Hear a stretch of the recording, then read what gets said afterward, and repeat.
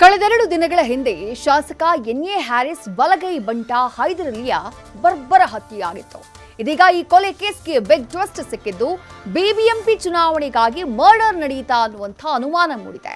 ಅದಕ್ಕೂ ಹೆಚ್ಚಾಗಿ ಅಪ್ಪನ ಆಪ್ತನ ಕೊಲೆ ಕೇಸಲ್ಲಿ ಮಗನ ಆಪ್ತ ಅಂಧರಾಗಿದ್ದಾನೆ.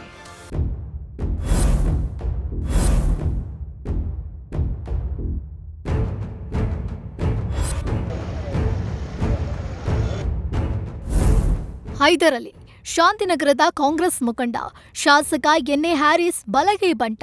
ಸದಾ ಪಕ್ಷಕ್ಕಾಗಿ ದುಡಿತಾ ಆಕ್ಟಿವ್ ಆಗಿದ್ದ ಹೈದರ್ ಫೆಬ್ರವರಿ 22 ಶನಿವಾರ ಮಧ್ಯರಾತ್ರಿ ಅಶೋಕನಗರದ ಫುಟ್ಬಾಲ್ ಗ್ರೌಂಡ್ ಬಳಿ ಬರ್ಬರವಾಗಿ ಹತ್ಯೆಯಾಗ್ಬಿಟ್ಟಿದ್ದ.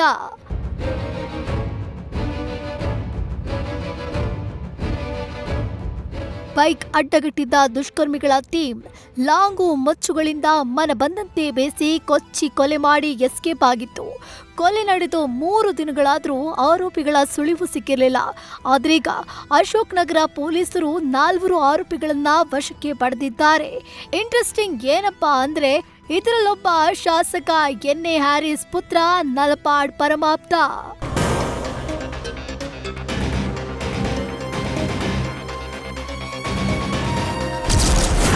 ಹೈದರ್ ಅಲಿ ಕೊಲೆ ಕೇಸ್ನಲ್ಲಿ ನಲಪಾಡ್ ಆಪ್ತ ನಾಜ್ ಲಾಕ್. ಶುರುವಾಯಿತು ಬಿಬಿಎಂಪಿ ಎಲೆಕ್ಷನ್ಗೋಸ್ಕರ ಕೊಲೆ ಅನ್ನೋ ಟಾಕ್. ಹೈದರ್ ಅಲಿ ಕೊಲೆ ಪ್ರಕರಣದ ಸಂಬಂಧ ನಲಪಾಡ್ ಆಪ್ತ ನಾಜ್ನನ್ನ ಅಶೋಕ್ ನಗರ ಠಾಣೆ ಪೊಲೀಸರು ವಶಕ್ಕೆ ಪಡೆದಿದ್ದಾರೆ. ಅಲ್ಲದೆ ಈತನಿಗೆ ಸಾಥ್ ಕೊಟ್ಟ ಆರೋಪದಡಿ ಇನ್ನೂ 3ರನ್ನ ವಶಕ್ಕೆ ಪಡೆದು ವಿಚಾರಣೆ ನಡೆಸಲಾಗ್ತಿದೆ.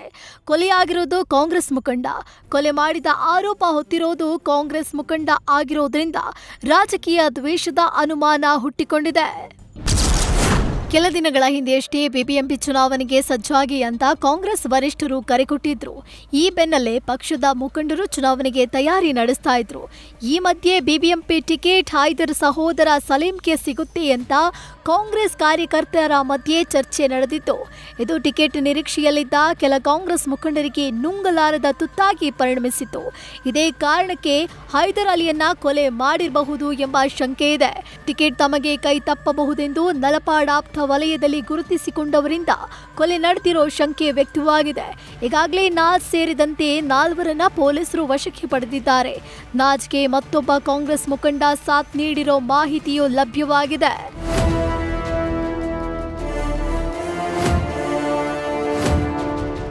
ಒಟ್ಟಾರೆ ಪ್ರಕರಣಕ್ಕೆ ಸಂಬಂಧಪಟ್ಟಂತೆ ಅಶೋಕ್ ನಗರ ಪೊಲೀಸರು 4ರನ್ನ ವಶಕ್ಕೆ ಪಡೆದು ವಿಚಾರಣೆ ಮುಂದುವರೆಸಿದ್ದಾರೆ.